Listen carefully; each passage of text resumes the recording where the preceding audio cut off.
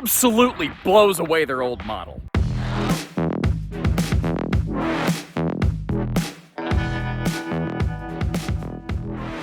Hey everybody, Josh the RV Nerd with Bish's RV down here at Alliance today, where I was granted, I think, one of the very first looks at the very first new 23ML Alliance Avenue in their All Access series. I believe this replaces is either the 23RK, 22RK, something like that, and in my opinion, absolutely blows it out of the water. Listen to all the stuff this has going on for it. It's a very similar floor plan to like a Cougar 23 MLE, which is one of my personal favorite couples camping fifth wheels.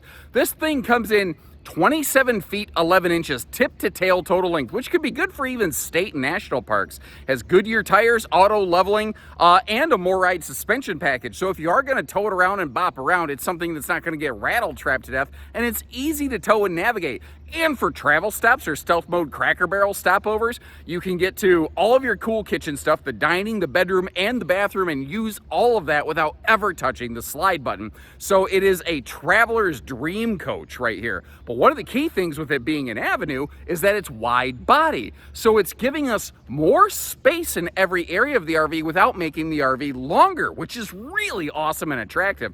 It's outfitted today with the optional second air conditioner, so if you really want to breathing icicles in the sucker, it is not going to be hard to do that. It has a 3,000-pound towing hitch on the back, so whether you just want to add like a bike rack receiver or bring along a little cargo trailer or something with you, she is set and ready to do that.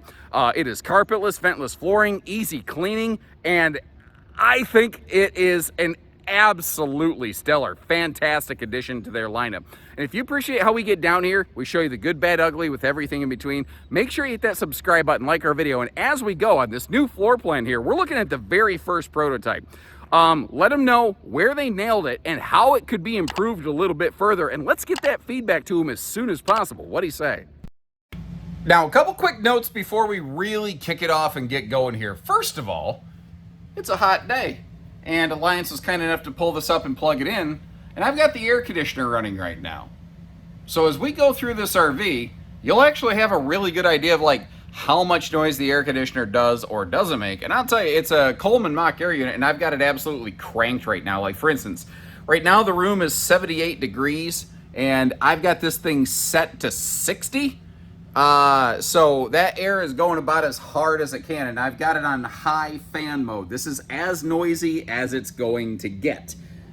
It's not bad. I could easily still watch TV, listen to my phone, have a conversation. Now, second bit of housekeeping before we really get going is this is 23ML prototype 1 of 1. It's the very first one, and it is the only one that will ever have this decor. For the third time in 3 years, Avenue is changing their decor. And I don't have a completed Avenue to show you, but I have something close. I have a new 2025 Paradigm with their new decor, and Avenue looked at it and said, we like that so much, that's what we are going to do. So I guess for better or worse, this is what you're going to be looking at here, where it's got kind of a muted but rich wood tone slide fascia accent.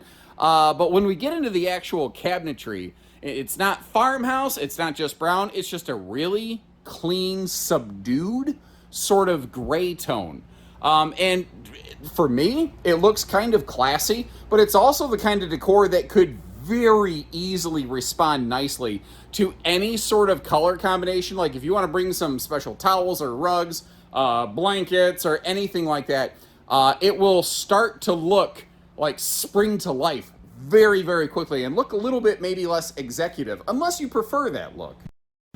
So on video, I don't normally ask you to go into imagination land, but that's what we're doing here. That's kind of what happens sometimes, the hiccup that comes with working ahead of the curve and getting the first looks at stuff like this. It, sometimes isn't completely dialed in the final way, but when you go into production, the gray tones that we saw will replace all the brown tones on this cabinetry, and the slide fascia coloration and everything's just going to change a little bit. So what are we looking at here? Well, in the bathroom, it does have the conventional 4-inch fart fan, but back here in the living kitchen area, they do use the larger Fajita Friday fume fighter, so that if you want to force some good cross breeze airflow, you absolutely can do that. And one of the things that I love about this model is just all of the countertop space that it offers you. I've yet to talk to anybody who has ever said the RV that I want to trade in has too much countertop and too much storage, so I want to get rid of it. I've only heard people say that as a joke in response to me. It is loaded with cabinet capacity and storage space. Now, someone may ask, yeah, but in a rear kitchen, won't it cause everything that's in the cabinetry back here behind the axles to get kind of tussled around a little bit in transit, bouncing down the road? And in point of fact, a little bit? Yes, a little bit. But keep in mind, this RV is less than 28 foot tip to tail. It doesn't have one of these gigantic overhangs, hanging behind the rear axles. So it's not going to be terrible. I was peeking under the cabinets, obviously, looking for some power outlets. I will say there's not a ton of them over here in the kitchen. That is one thing I don't know that I necessarily love, but I hope you appreciate that I also show you, good, bad, ugly with everything in between. Now the TV is mounted up high. It does not drop down from the factory. I know from the last year of asking that question over and over and over again, a lot of folks would prefer the TV to have some option of dropping down. And I want to continue harping on that until manufacturer... Oh, geez. Okay, so the table's all kind of kittywampus. That's my fault. I didn't, I had the table for my bonus footage that you're going to see down in the sleeper position, and I didn't really get it re-snugged and re-secured back up into the flat dining position. So that's my fault. That's not on Alliance. I also want to point out especially once you sit down, the window coverage on this is great. We're at the little campsite area right here, so you're actually getting to simulate a lot of really good views. I think that this one looks very nice while you're laying around. Although the entry door does lack a privacy shade, it is 30 inches wide. Ooh, hold on. Opportunity. Yeah. What would you say if the back of that bench were cut out and framed out so you could use the storage under the booth as a shoe garage? Now, they obviously have a little shoe garage right there under the steps. Well, what'd you say if it had two? I don't know. I personally would be okay with that. Now, you know what you haven't seen? Big, gaudy sound bars. You know what you won't see when we go outside? Outside speakers creating 5-inch leak points in your laminated sidewalls. Even though they're all composite, it's still a potential leak point that needs to be sealed.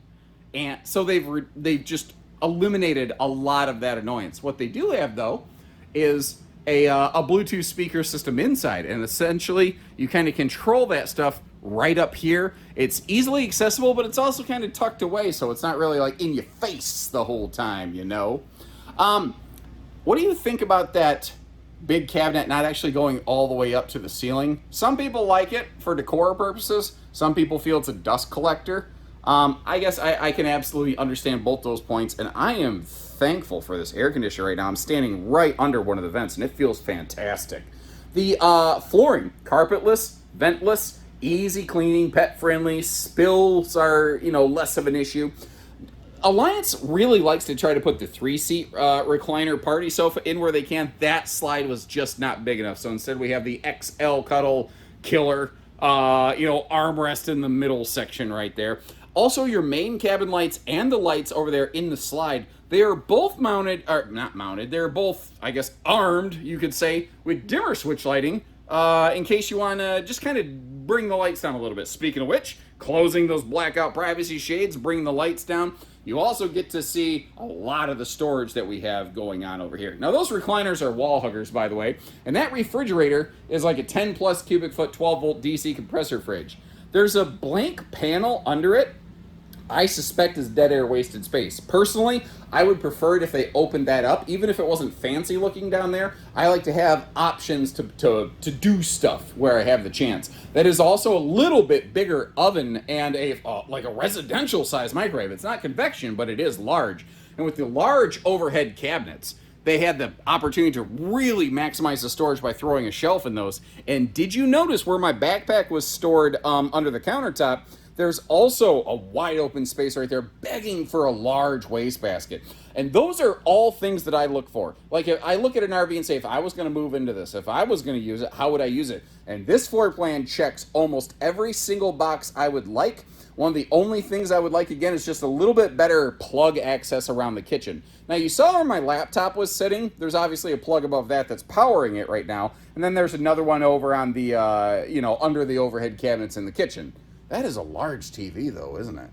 Holy cow. That's a big screen. Even my nearsighted face would be able to see that thing right there. Man.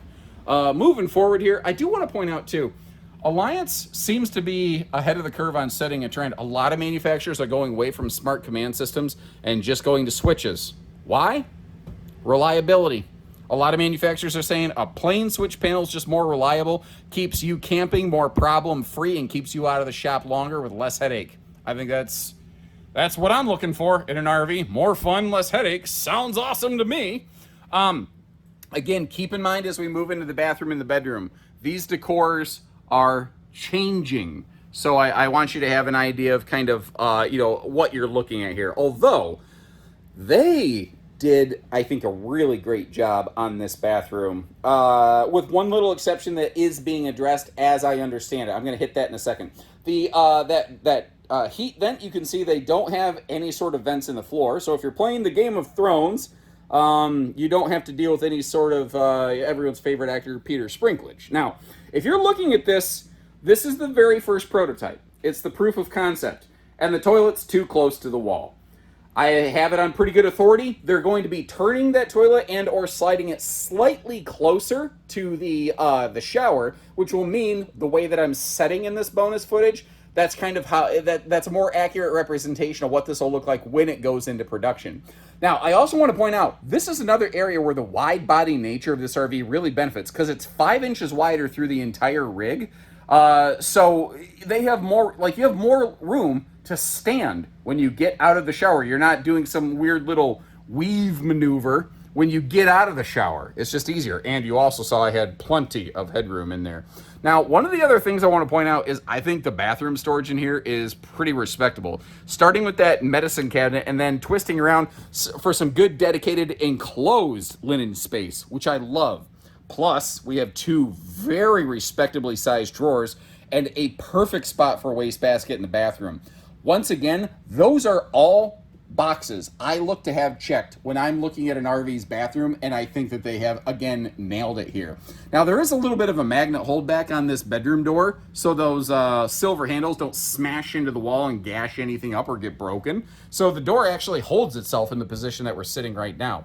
Now, this is an Avenue All Access, which means it's a single air standard with optional second air, versus the full-blood Avenues that are dual air standard. But as you're seeing here, it is 50 amp standard. You can absolutely add a second air conditioner to it if you are so inclined.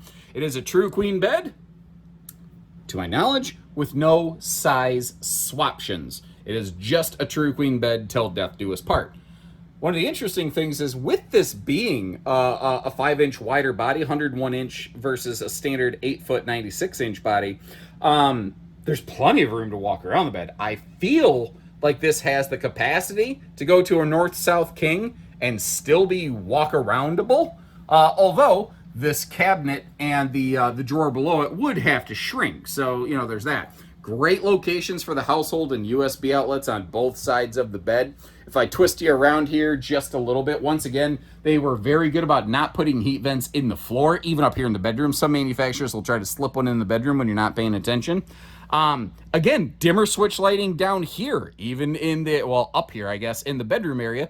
TVs and hookup spots in a perfect location. But then over here, you have just a big bonus closet. Cracking that open up top, that's going to be your exclusive hanging storage in this bedroom with plenty of dresser space down below. Not to mention all the storage that goes on under the bed. And that makes it very easy to see. Did you notice there was no ankle breaker step of death around that bed? They use what they call a Rhino Box chassis system. It's a different kind of chassis. It is a Lippert-made chassis for those who are curious. But the thing is, Lippert makes a lot of different chassis, and they make them all to each manufacturer's preferences and requests.